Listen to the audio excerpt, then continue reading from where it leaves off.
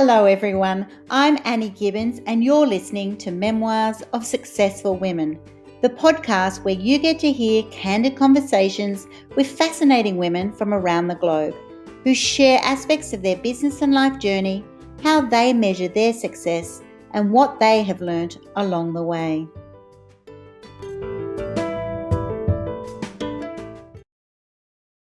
Hello and welcome to Memoirs of Successful Women. Today I am introducing you to Peace Mitchell and we're going to be talking about all things investing in the power of women to change the world. So all of my followers will know that I'm 100% passionate about that. We're also going to be talking about Peace's new book, The Women Changing the World, which is launching on November 16. Peace is the Australian ambassador of women in tech and also the co-founder of the Women in Business School. She's also co-founder of Mumpreneur. She's an international keynote speaker, TEDx speaker, best-selling author, host of Women Will Change the World TV and Forbes.com business expert. So welcome to my program, Peace. Oh, thank you so much for having me. It's really exciting to be here and I'm looking forward to our conversation today.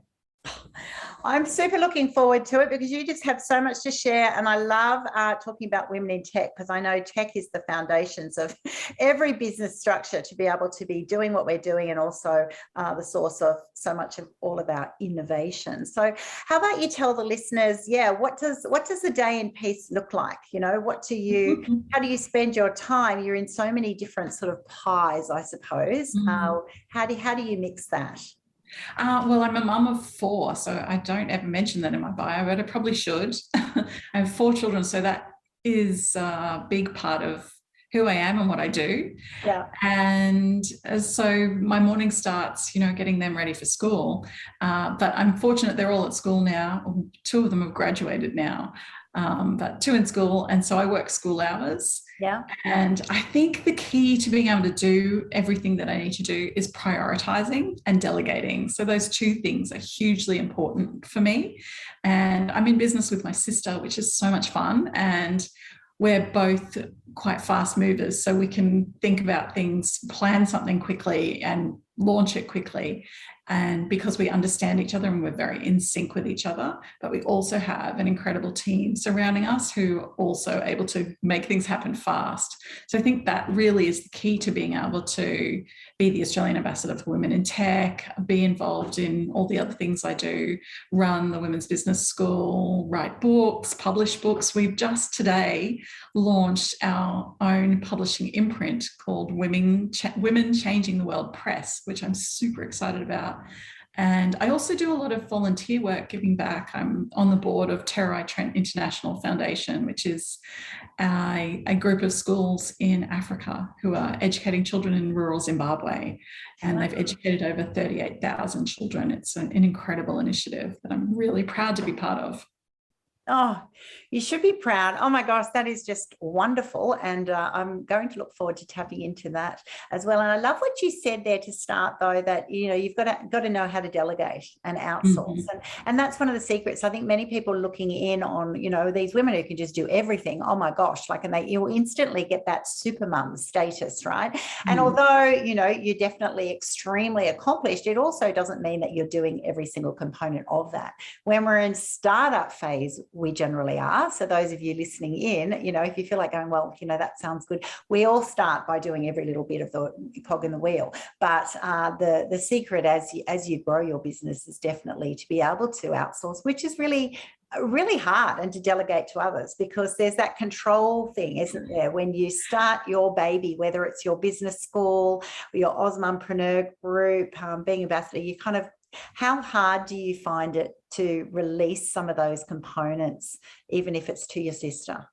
I think this is the challenge that so many entrepreneurs face, because when we start out, as you said, we do have to do everything. You have to be across everything. You've got to do all of the graphic design and the website and the marketing and the social media and the ad copy and, promotion, everything you're doing yourself.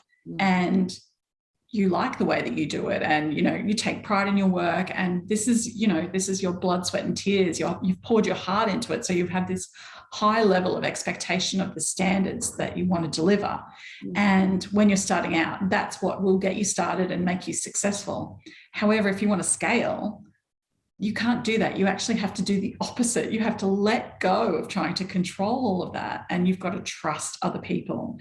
And that's been a huge thing for us, but also for lots of the entrepreneurs that I've spoken to, letting go of that trust, learning how to trust others, and letting go of the fear around, they might not do it the same way I do, or it won't be perfect, or what happens if they get something wrong, and letting go of that fear and really letting others, being trustful and giving your trust in others' ability to do those things for you is a huge part of being able to scale your business. And I think if you're unable to do those things, if you're unable to let go of controlling and micromanaging everything, then you're not going to be able to successfully scale your business. So it's super important, but it's quite hard too. I think there's a lot of personal growth that happens in being an entrepreneur. It's certainly been the best course I've ever done on personal development has been having my own business, because you have to learn so much about yourself. You have to get over all of the perfectionism and fear of failure and trying to control everything. You've got to let go of that and trust others and ask for help. It's huge. It is absolutely huge, and it's so important to ask for help. And we both know the incredible value that people who've done that journey before you, making sure they've actually done it in the way that you're wanting to do it. So just because someone's done that walk before you, it might have been at a different time in a different way, and you can certainly pick up tips, but it doesn't mean that you need to be following that template, right? We're all going to make our own blueprint, and it does take that heartache to actually work out what works for us and our balance and our industry that we're in. And it is so different coming from, that's right, the day job, and we think about it in companies. Of course, different people do different parts of the role, and you only have to worry about yours. It is so significantly different when you're an entrepreneur, and every part is so important to you. So I think that release and the growth and the trust is so important, which is what we might head into now. How do you know who to trust, and how have you learnt that what are the best ways that you found to source the right people to work with you in that way?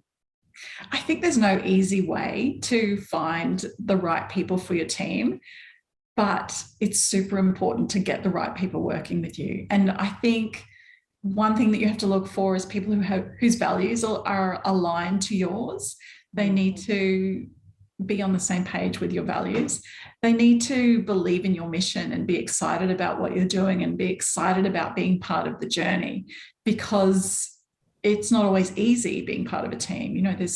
There's times when we're so busy and we expect so much from our team, and they need to be able to be there and be able to step up and help us when we need that support.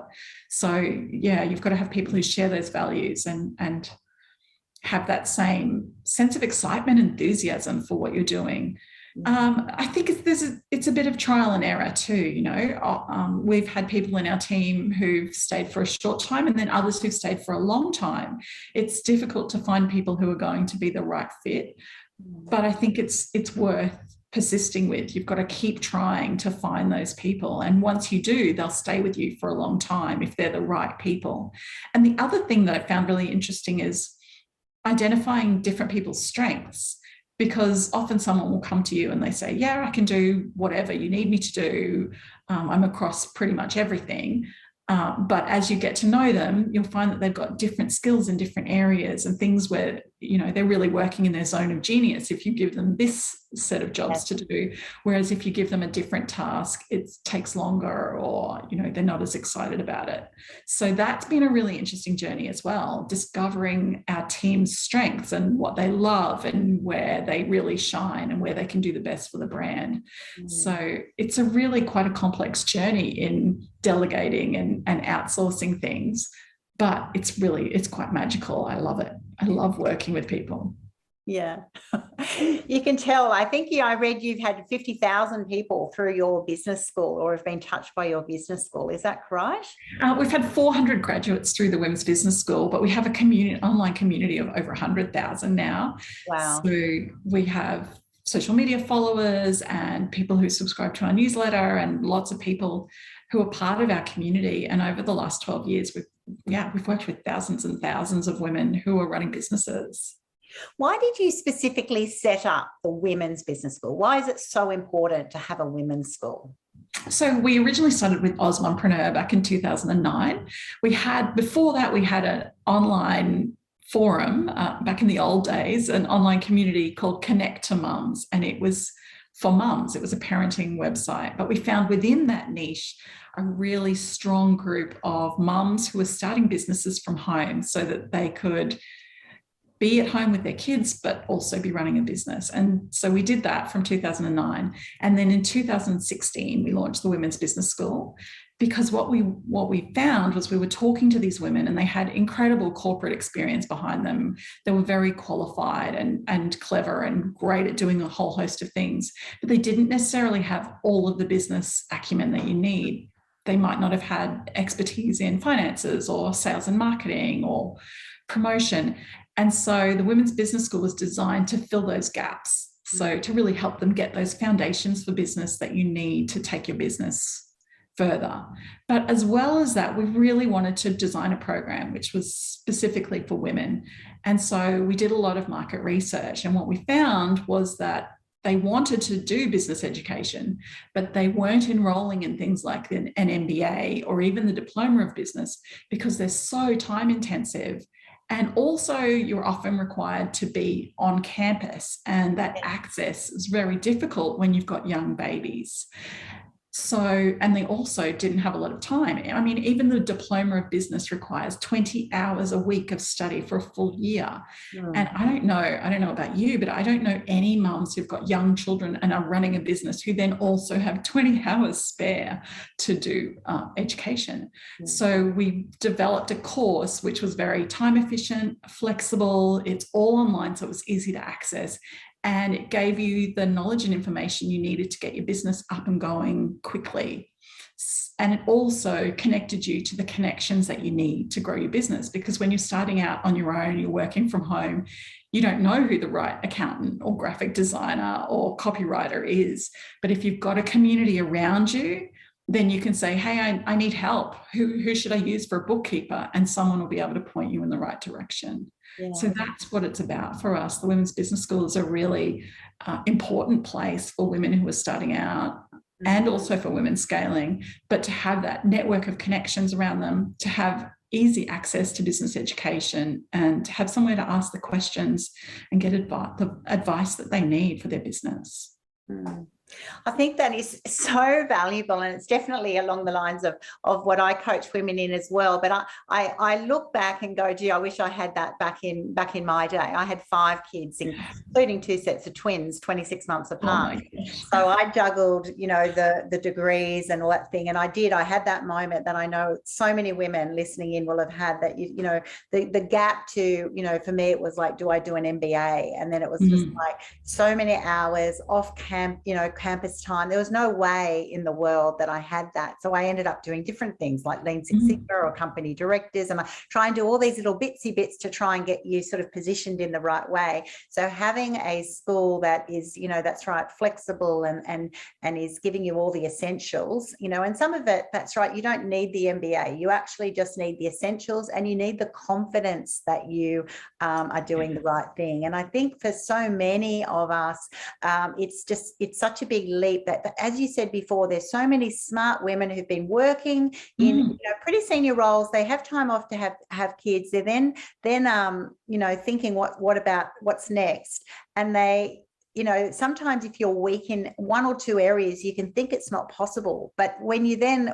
either you learn the basics and then you know how to outsource and team up, that's right, you can actually do it all. It changes your life, right? You will have seen so many, in those 400 graduates of yours, so many lives changed because they took that leap to Oh, back absolutely. themselves, right? There's a huge element of just backing yourself as an entrepreneur, don't you find? Definitely, definitely, definitely. But investing in yourself as well. Really, that education needs to be something that you commit to for a lifetime.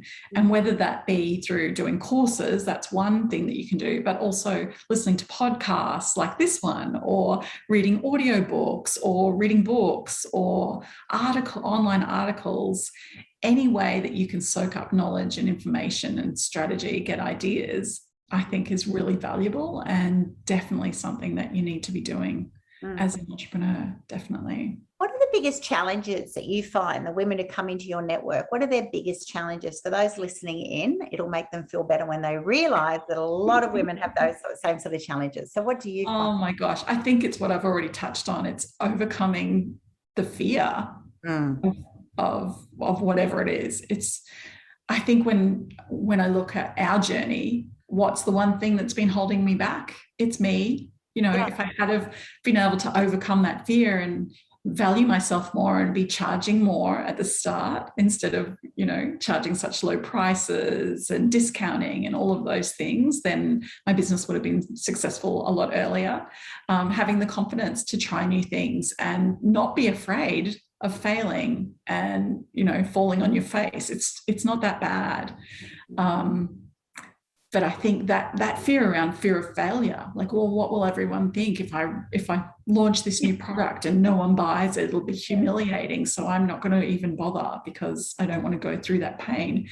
But actually, you have to have the courage to do that, because how will you know if it's not going to be amazing? What if it becomes like the bestseller and everybody wants it? You won't know that unless you put it out to the world. It's not up to you to decide whether people will want it or not. The market will tell you. And if they don't want it, that's okay. Maybe they want it slightly different and you can change it and then provide something the market does want. But you have to get over that fear first. And I think that fear is something that's definitely a challenge so many women face. And I know I have, and I've had to overcome that.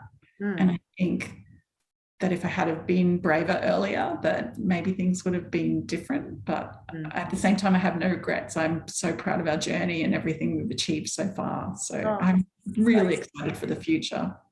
Yeah. So you should be. I think your future is so exciting, and I totally agree with that. Everyone I meet, it's like, yes, it's the fear, and I think that's one of the biggest shifts that happens when you unpack that and realize that even people like Richard Branson have done epic fails. A lot of key successful entrepreneurs have done things that have not worked out, but the biggest thing is they've just backed themselves. See it, in the perfect world, you do all the market research, there's a gap in the market, and that you can feel that, but not always. Sometimes it's just been your passion and you give it your best shot, and and that's right. If you don't try, you won't know. Also, along that journey, there are so many key learnings that are essential. You look back and go, they're painful, but all the pain points certainly shape the woman and the entrepreneur that you then become. So tell me about your ambassador role for Women in Tech. What does that require? So I love being part of Women in Tech. It's a global organization. And in 2019, I was nominated for the Women in Tech Challenge Awards. And I went over to Paris I qualified as a finalist, which was super exciting. I didn't win, but I got to go to Paris, which was that's a win. I know. I had a whole week in Paris, and I was surrounded by the most incredible women from everywhere in the world. And my name's Peace, and I've never met anyone else whose name was Peace. But I did that week in Paris, and she was actually a finalist in my category, and she won my category. So Peace lost, but Peace also won. So cool. And she was from Uganda. And her business, although it's different from mine, we had exactly the same mission and values. She was all about supporting women entrepreneurs to be successful through her online platform. And so I was in Paris on the other side of the world, surrounded by incredible people. And I'd met someone who had the same name as me, who was on the same mission as me, and who was excited by, seeing women succeed and being part of that mission.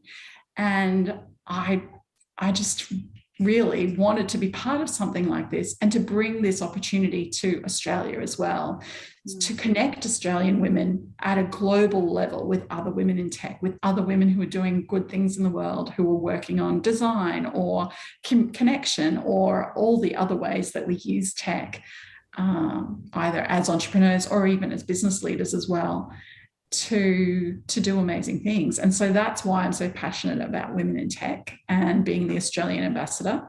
And we actually have an event coming up on the 19th of November, which is Women's Entrepreneurship Day as well. So we're celebrating Women's Entrepreneurship Day with a pitch night for women in tech. And we're inviting female founders to pitch their ideas, their tech ideas, to a panel of investors on the night. And there's prize money, $3,000. And it's going to be a lot of fun. And it's going to be broadcast globally, so live streamed.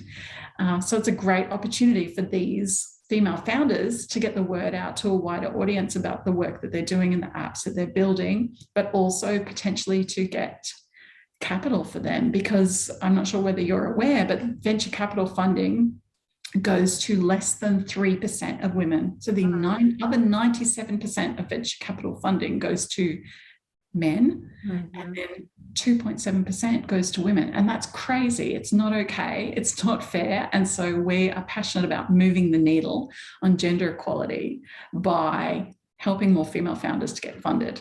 Oh, absolutely. One that's outrageous, and I know I've got sort of similar stats that I've been competing as a CEO in my roles for the last decade. That's right. We started at that. I think it's still 3% of ASX listed sort of companies and so forth. So these female statistics are just so not okay. But rather than that, we've got to take action and we've got to change the needle, right? We've got to do things that actually are going to make the difference. We can't just sit back and complain and say that's not okay. We actually can do things. So I absolutely love what you're doing, and I'm going to be promoting that through all of my networks and definitely a few of my clients, even to come in and listen, right? Because even if you're not ready to be doing that pitching, it's actually, that's how we learn, by watching others and seeing how it works and picking up those little gold nuggets, finding out why the person who was successful did win, and try and learn off them. So thank you for making that opportunity happen. What drives you then? So for you to be doing these things, you're obviously 100% passionate about women and women empowerment, women opportunities, fulfilling your potential. What deep down drives you to make that happen? Well, I have a really strong calling, and I discovered that calling. I remember the exact day and time that I discovered what my calling was.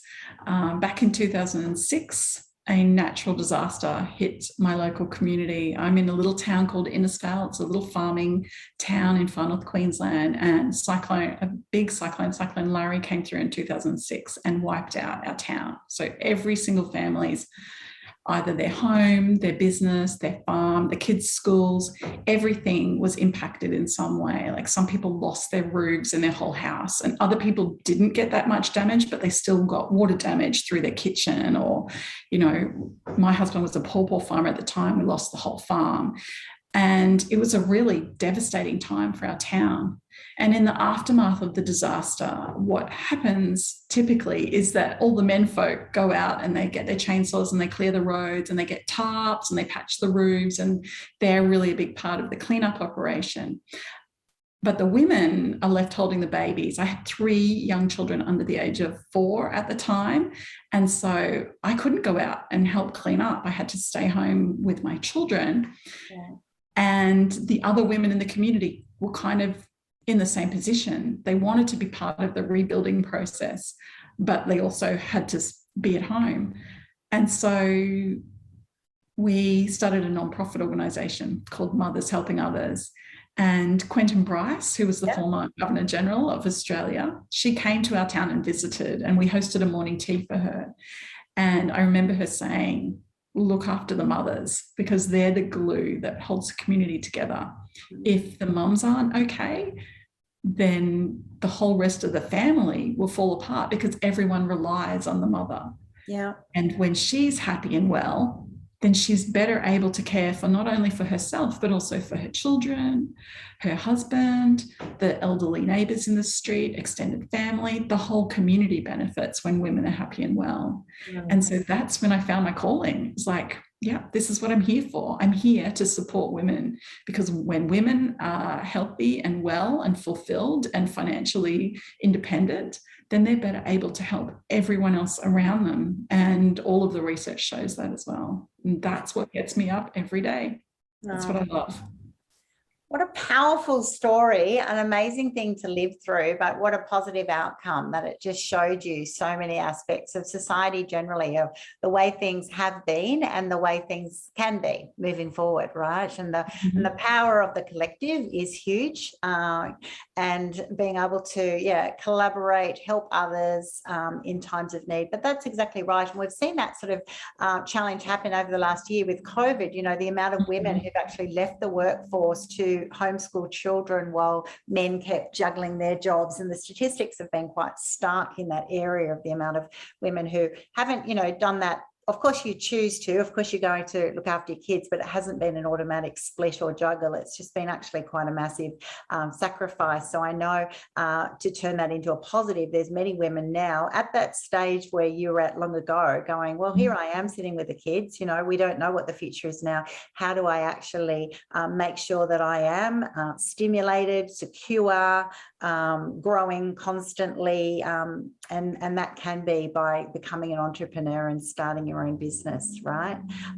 And become part of this community. That's what people often don't realize. There's so many tribes out there who are women who have been doing that before you, who will help you, who will provide advice, provide support, because they've done that walk before you, or they're still on the journey and they're just at a different part, right? And they're generally very, very happy to give back.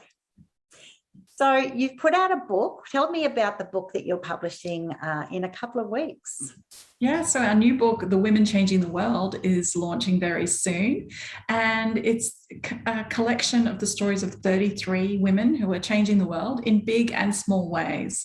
So it was really important for us to write a book that was really inspiring and incredible, but it was also important that it was relatable, because I wanted to inspire other people to take action, for them to read these stories and think, wow, if they did that, then maybe I could do what I'm thinking of doing and make a difference in this way. And so I'm so excited to see what the ripple effect of this book is going to have. The stories are incredible. The 33 very different women, they're mostly Australian, but we also have authors from other countries as well. And yeah, I'm just so excited about this book coming out and people reading these stories and being inspired to follow their calling. Imagine if every single person thought to themselves, okay, what can I do to make a difference? Imagine that. People would then really go out and be helping each other, or taking action on climate change and the environment, or running businesses which gave back and were purpose-led rather than just profit-driven. So that's the power of this message, and that's what the ripple effect, I'm hoping it will make a difference to people's lives and make people think about choices that they can make to make a difference and change the world.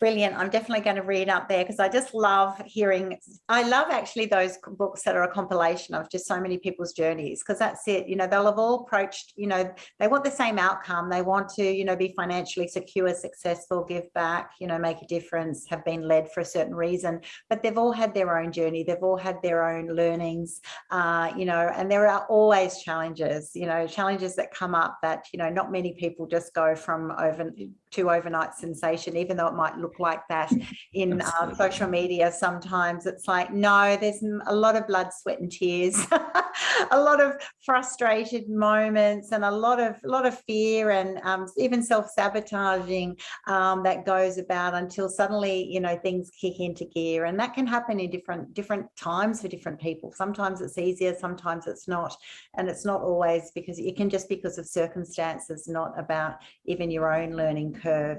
So I think it's so valuable to have those compilations, and they're very inspiring. So those listen in, definitely get a copy of this book. It sounds like it's going to be launched at your Tech Award night. Is that correct? Or is it just the same timing? It's that week, yes. That week?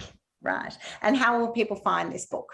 So pre-orders are available now at the Women's Business School website, womensbizglobal.com.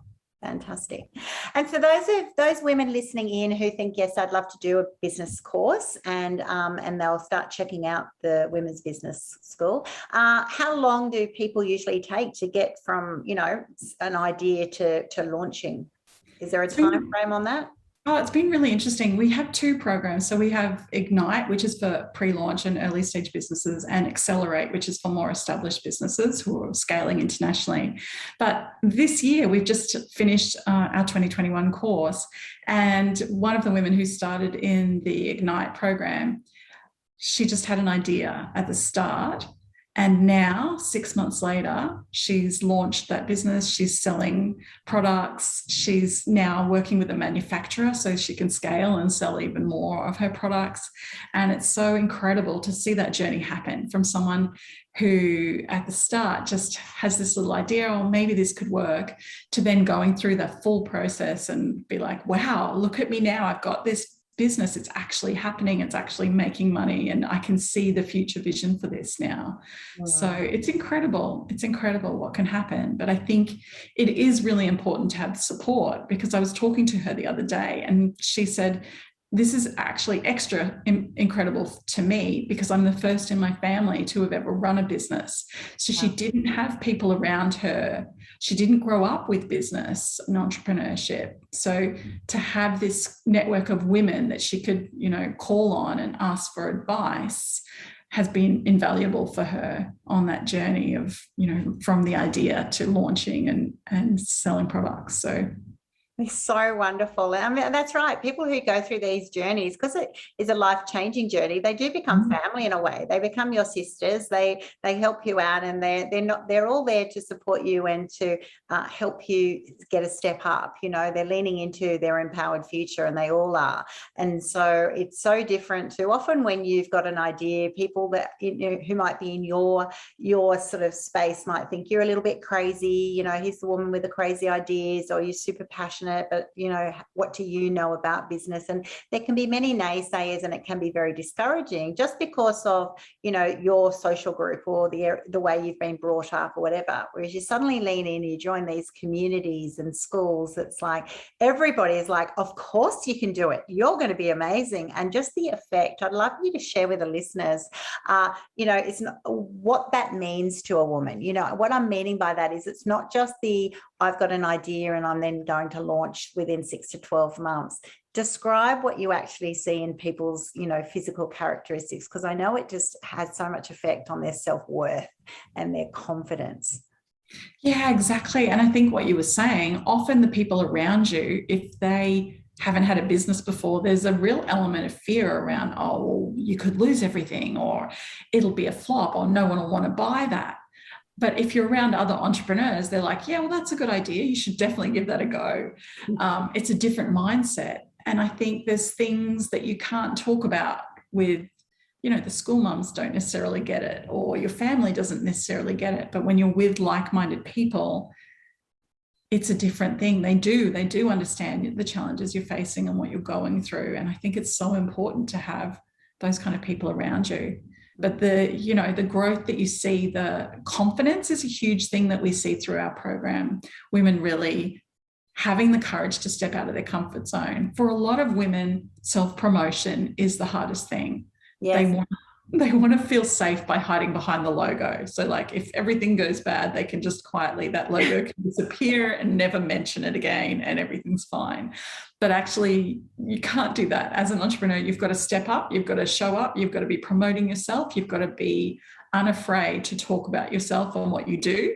And that's really daunting, but that's a real transformation that we see happening. So one of the modules we do is on PR and positioning yourself as an expert. And so they have to get over all of that fear around that. And there seems to be a lot of fear around calling yourself an expert, I've found. So they write articles as one of the modules, and then they have to submit it to a newspaper or a magazine or an online blog. but I've had them write to me and say, I can't call myself an expert. I'm not, I don't have a PhD. And I write back to them and say, you've been doing work in this field for 10 years.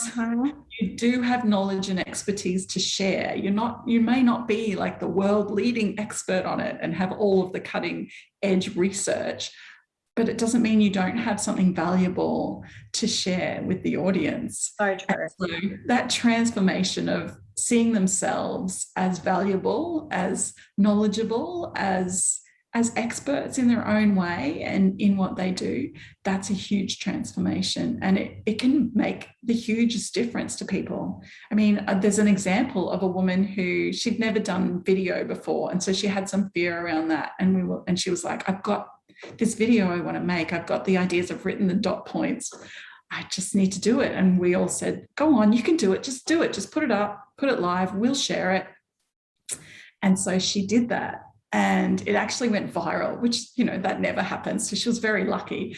But it went viral and lots of people watched it. It was very relevant. She's an accountant. So it was something on, a new tax law that had come out that everybody needed to know about for business. So everybody watched that. But now, a couple of years later, so probably 2 years later, the media are always calling her up. Okay, the budget's been announced, and they'll have her on as the guest expert to talk about the budget breakdown for business, or, a grant has come out and what's her opinion on that? And she'll be on she'll be in a magazine talking about it.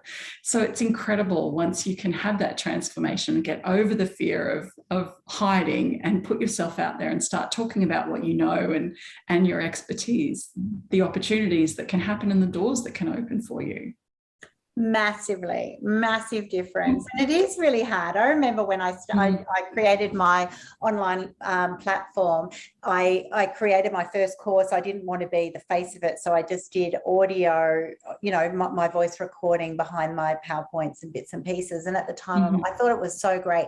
And then after the whole course finished, I asked for feedback and they said, we just missed you being in it. Right. In other words, put yourself in it, and I'm like going, oh, that's right. You then suddenly go, oh, you don't want to be, you've never been the model or the this or the that. And at the end of the day, that's right. They want you for who you are, the essence of what you have, the expertise that you have. And you can, that's right. You don't have to be the PhD professor. If people want you, they will have you back. Even if you don't have all those qualifications, it's your value that you're giving to others that will work in your favor.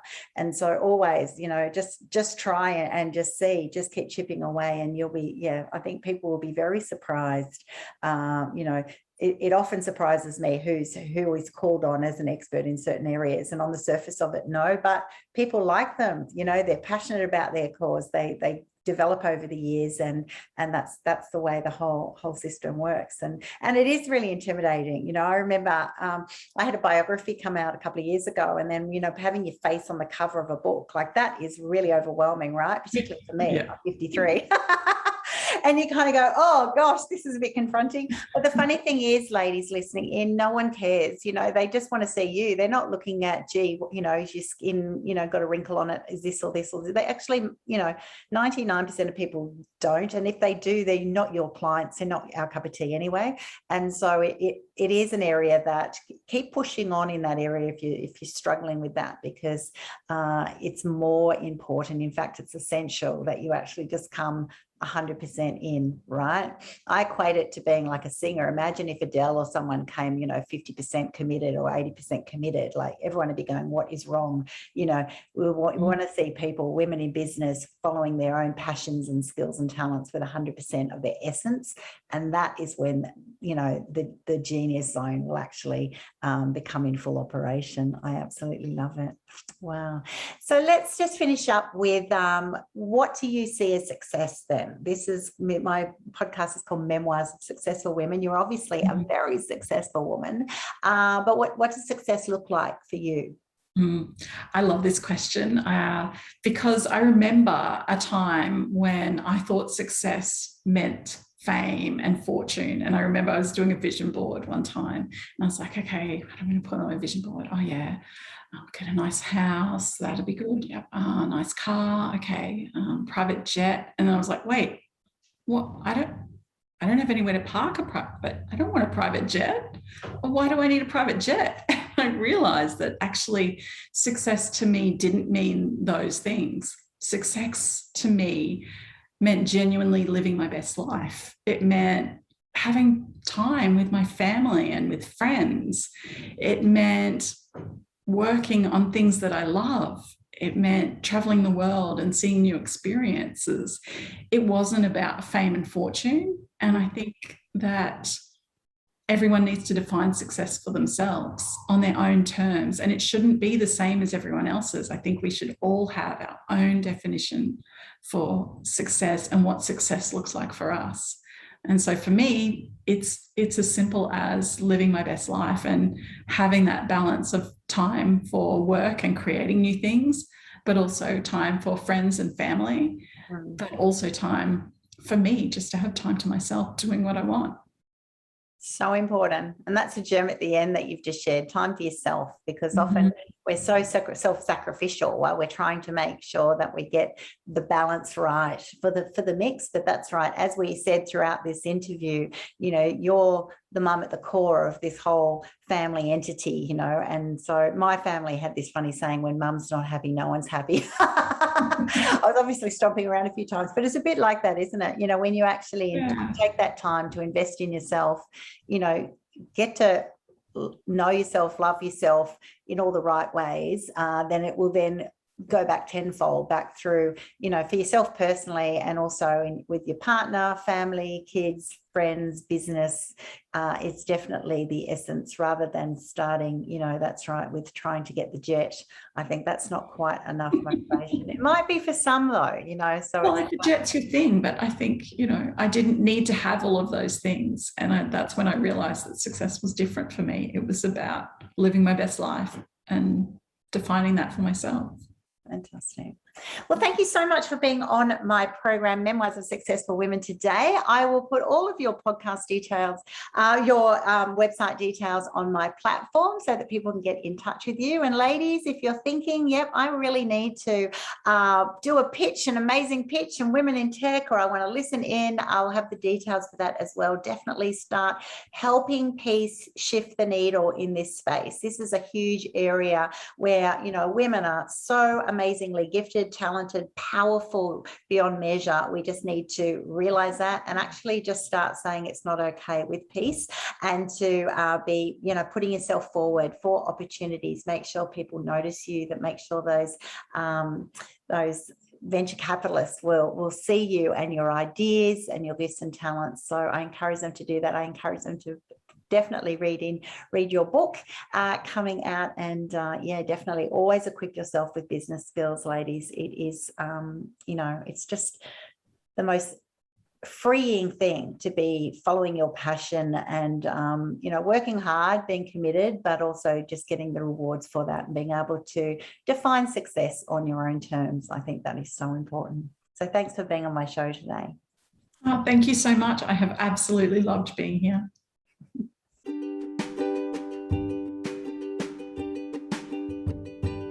Thanks so much for listening to this episode of Memoirs of Successful Women. You can find me at anniegibbins.com, where you can download my free resources, get connected on social, and check out my online magic transformation program. If you love this show, feel free to subscribe to future episodes, and of course, share it with your friends. I'll see you again soon, and until then, happy podcasting.